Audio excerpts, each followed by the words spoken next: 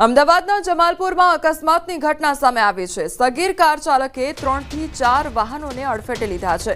અકસ્માતમાં કેટલાક લોકોને સામાન્ય ઈજા પહોંચી છે। અકસ્માતના સીસીટીવી ફૂટેજ સામે આવ્યા છે। એ ડિવિઝન ટ્રાફિક પોલીસે વધુ તપાસ હાથ ધરી છે।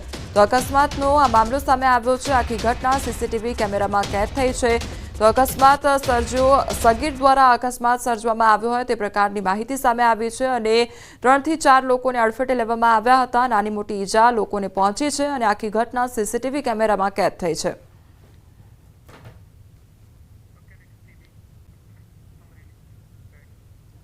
અમરેલી ભાવનગર સોમનાથ નેશનલ હાઈવે પર કારમાં આગ લાગવાની ઘટના બની। રાજુલા નજીક નેશનલ હાઈવે પર ભેરાઈ ચોકડી નજીક સર્વિસ રોડ પર આ ઘટના બની। કારમાં અચાનક આગ લાગતા આખી કાર બળીને ખાખ થઈ ગઈ હતી। કારમાં આગ લાગતા અન્ય વાહન ચાલકો થોડીવાર માટે થંભી ગયા હતા। પીપાવાવ મરીન પોલીસ ઘટનાસ્થળે પહોંચી સદનસીબે કાર ચાલકનો આબાદ બચાવ થયો છે।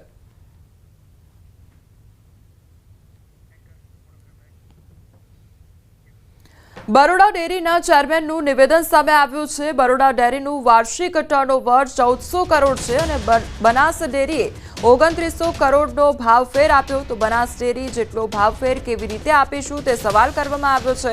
ધારાસભ્યોના સૂચનનો અમલ કરવા પ્રયાસ કરીશું। નફા નુકસાન આધારે પશુપાલકોને ભાવફેર આપીશું તે પ્રકારનું નિવેદન આપવામાં આવ્યું છે।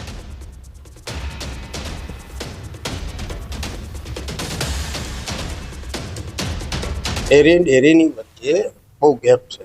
બનાસ ડેરીએ એનું ભાવફેર આલ્યો છે 2900 કરોડ।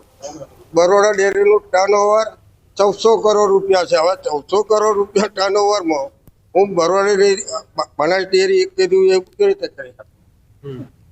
અમે 825 રૂપિયા કિલો ફેટ એ ચૂકવતા આવ્યા છે અને જે કઈ વર્ષના તે નફો નુકસાન થાય એ પશુપાલકોને આપવાના।